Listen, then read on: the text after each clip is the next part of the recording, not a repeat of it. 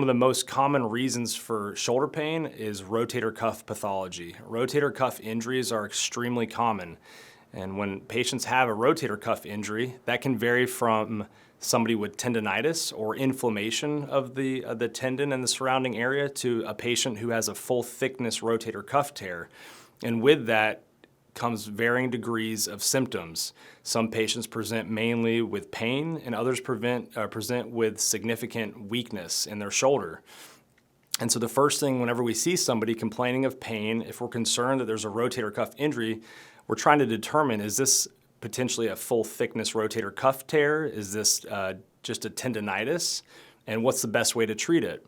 And taking that a step further, when it comes to rotator cuff tears, we break them down into two main categories. There are degenerative rotator cuff tears, which are extremely common, and that's secondary to overuse, repetitive activities. These commonly occur over a number of years and typically present with a more gradual onset in symptoms.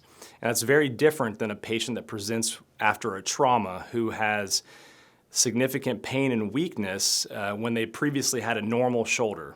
And the way both of those injuries are treated differs significantly.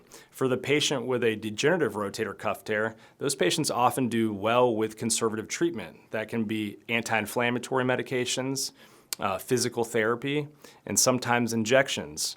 And with some of those patients, when that treatment doesn't work well for them, if they have persistent symptoms, surgery can be an answer.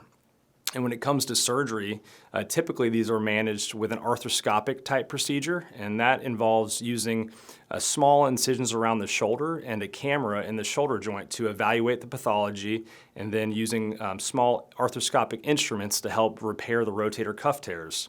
Patients with traumatic rotator cuff tears who present with new onset pain and weakness after a specific injury often actually do better treated earlier with surgery. These patients typically have a more symptomatic tear that can progress quicker, and it can cause more debilitating symptoms.